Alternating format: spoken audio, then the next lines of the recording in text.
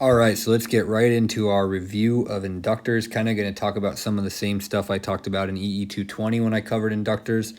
Even going to reuse some of my slides. So what is an inductor? Hopefully by now we know. For those of you who don't, obviously please review EE220 material on inductors because they are a fundamental component of electronics and electric circuits, and we definitely need to know what they are and how they behave. Okay, so again, an inductor is basically a wire that's wound around some kind of a magnetic core. So in this picture, I tried to give the appearance of this coil, being wound around just like that. And that's why the inductor symbol looks like more of a coil than a resistor does.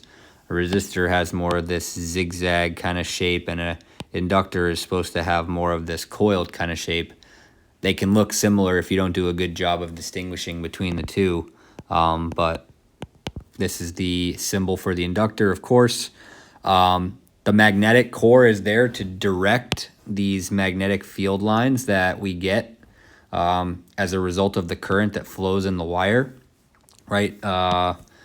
When we get current flowing through a wire, we should know from physics that a current flowing through the wire in this direction will produce a magnetic field.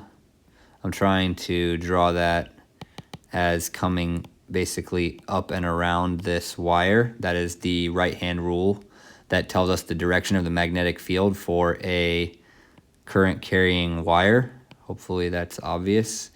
Can wrap your hand around the wire and point your thumb in the direction of the current. So if your thumb is pointing this way, your fingers wrap around the wire this way. And so that tells you the direction of the magnetic field. If we add the effects of all of these wires, we can get a net magnetic field that is going through the center of the inductor. And so if we put a core there with some magnetic permeability, higher permeability will give us better magnetic properties, and we will get a better inductor. We can see that in the next slide. Actually, I'll get to that in a second. But we don't necessarily need a magnetic core. A magnetic core obviously helps get more inductance, but if our desire is not to have more inductance, or rather our desire is to have less inductance, then we can use what's called an air core, and we can just put nothing in the middle of that wire, and we can coil that wire up to create an electromagnet that way. And we'll just have no core in the middle. The air will be our core, and there's obviously some permeability associated with air, and so that would be known as an air core inductor.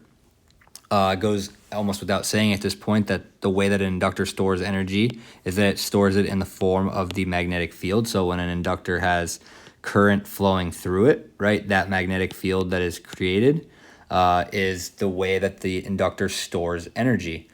And finally, it's important to note, and we'll see in a couple of the slides moving forward, that the inductor behaves like a short circuit for DC. Again, at the end of the day, it's just a wire.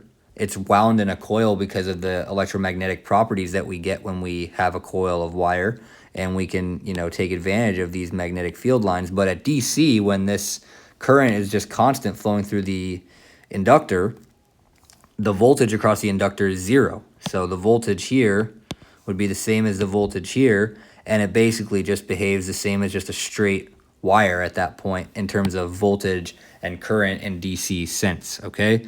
So that's the basics of the inductor. Of course, we can look at a particular type of inductor called a wire wound inductor. I've thrown a little bit of a core material here, and I just have this equation here for the inductance based on the parameters of this inductor I've drawn. The first parameter is mu, which is the permeability of the core. So I'm just going to call this the magnetic core. And that core has some permeability. So if the permeability goes up for that core material, then the inductance goes up. So this is why an air core inductor, which has air as its core, air has low permeability, so inductance is not very high for air core inductors. Okay? If we increase the number of turns, the inductance also goes up. It goes up by the number of turns squared. Okay, so if I put 2 extra turns, I get a 4x increase in inductance. Okay, so that's the second parameter. Actually, I skipped this one, but I went right to this one, so let's come back to this one.